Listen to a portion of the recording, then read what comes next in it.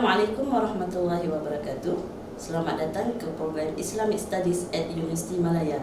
So, program ini merupakan anjuran bahagian penyelidikan Akademik Pengajian Universiti Malaya, di mana program ini bertujuan untuk mengetengahkan penyelidikan yang sedang atau telah dijalankan oleh para pensyarah di Akademik Pengajian Islam.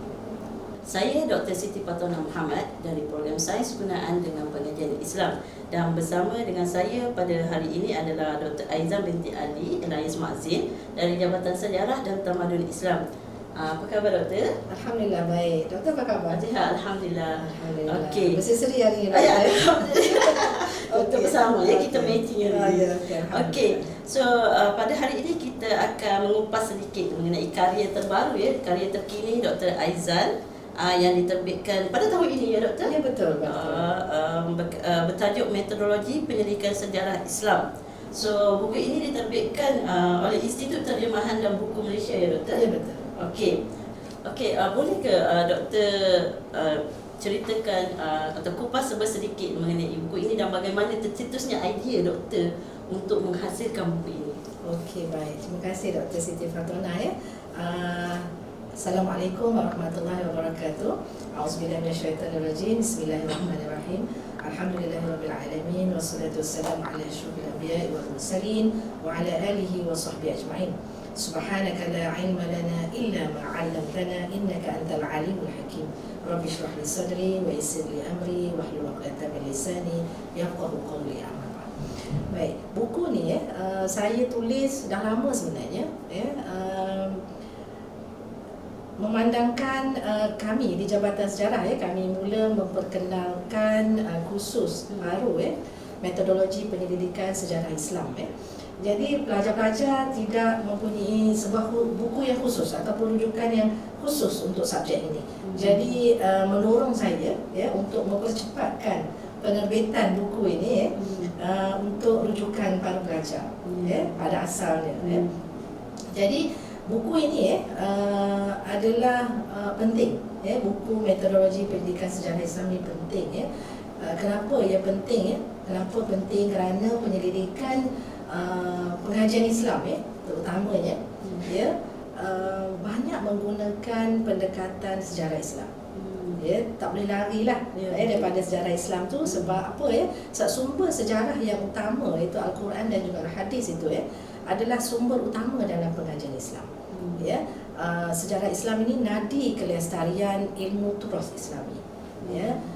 Tanpa penulisan sejarah Islam kita tidak terputuslah, maknanya ilmu turas Islam itu akan terputus dengan adanya penulisan seperti Al-Quran itu kalau kita balik kepada sejarah yang ditulis di mana Rasulullah SAW melarang para sahabat menulis, la taktubu anni walau ayat, jangan tulis Rasulullah larang tulis, tapi memandangkan ramai para hufazul Quran yang menghafal ayat-ayat Quran itu syahid mati syahid dalam peperangan mati syahid dalam peperangan, maka Al-Quran mula ditulis lembaran dalam bentuk lembaran dulu lembaran Al-Quran ditulis pada kertas-kertas papyrus jadi pelepah-pelepah tamak ditulis jadi itulah yang kita ada pada hari ini, kita warisi kita warisi sumber Islam itu di mana ilmu akli berasaskan ilmu nakli.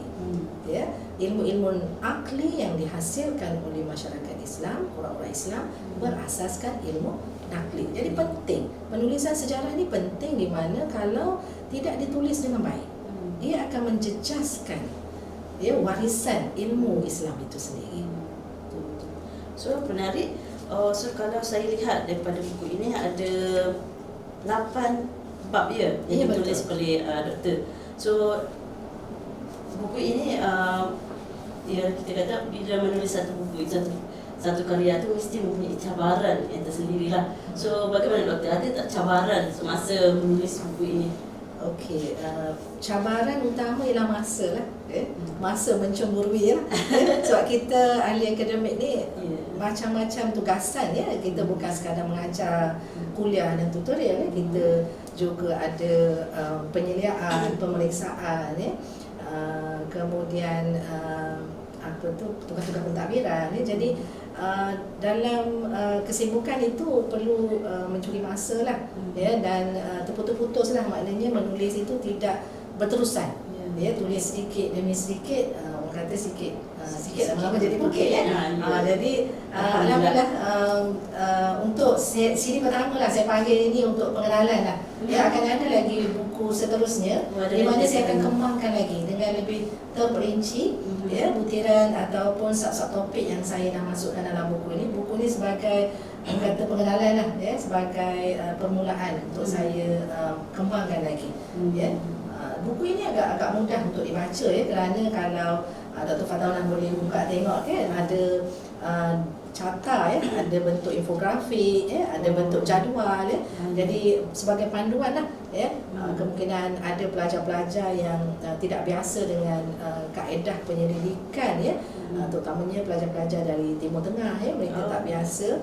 Jadi buku ini sangat baik ya, buku ini sangat baik untuk mereka berkenalan lah dengan metodologi penyelidikan itu sendiri ya.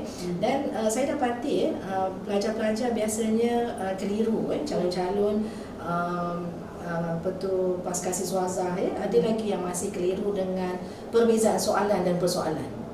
Ya, kalau dalam bahasa Inggeris problem statement ya, penyataan masalah. Apa yang mereka lakukan ialah mereka menyatakan masalah peribadi ya, tak jumpa cari buku, tak dapat kerjasama ya. Apa yang dimaksudkan dengan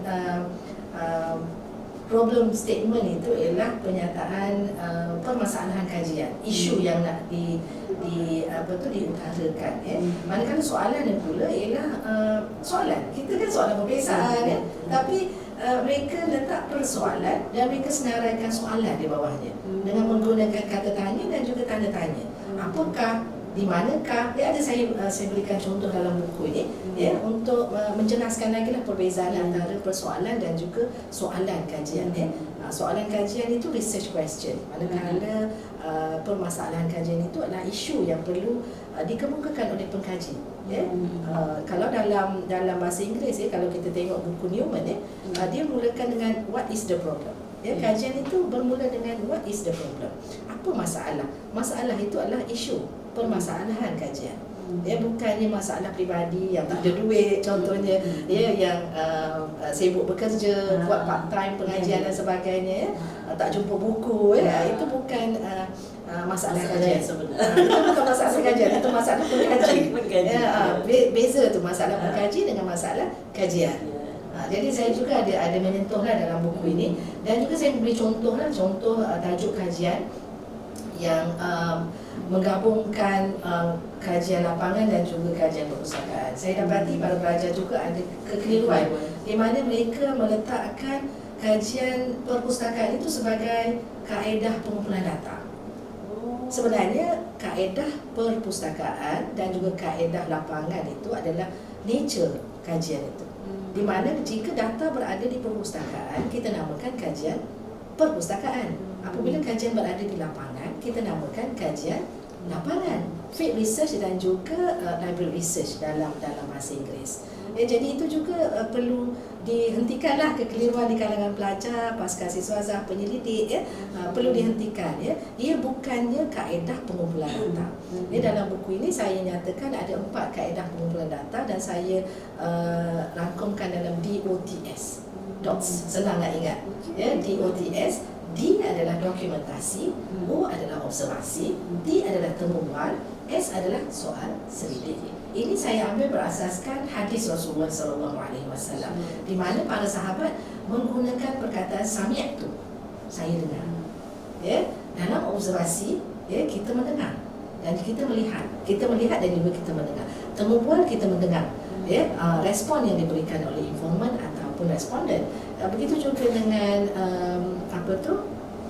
soal selidik dalam temu bual ya. Kalau borang kaji selidik itu kita baca lah kan, kita tak mendengar dan kita tak buat observasi ya. Jadi berdasarkan hadis Rasulullah SAW dan juga Al-Quran itu telah memberi inspirasi kepada saya untuk membentuk kaedah pengumpulan data yang saya rangkumkan dalam 3TS itu.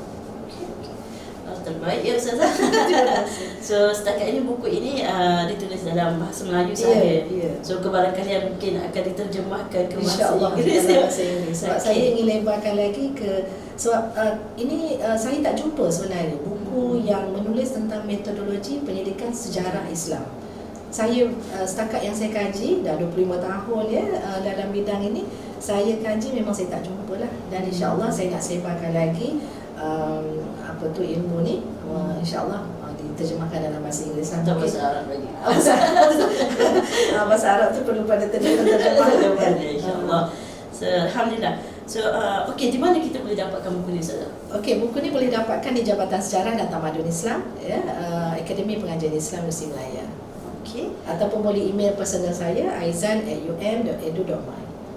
Cetakannya adalah terhad ya, sebab kita dah akhir 2022 kan. Ya betul. Cetakannya adalah terhad. Okey, Alhamdulillah. Terima kasih banyak Dr. Aizal atas kupasan dan juga coretan mengenai buku metodologi pendidikan sejarah Islam ini, dan insya-Allah kita harap dengan terhasilnya buku ini nanti akan berkefahaman lah macam Dr. cakap kepada kita punya students, pasca siswazah ke undergrad ke ataupun researcher itu sendiri. Mungkin ada kekeliruan yang insya-Allah akan terjawab melalui buku yang dikarang oleh Dr. Aizal yang telah kita bincangkan sebentar tadi. Allah. Insya-Allah.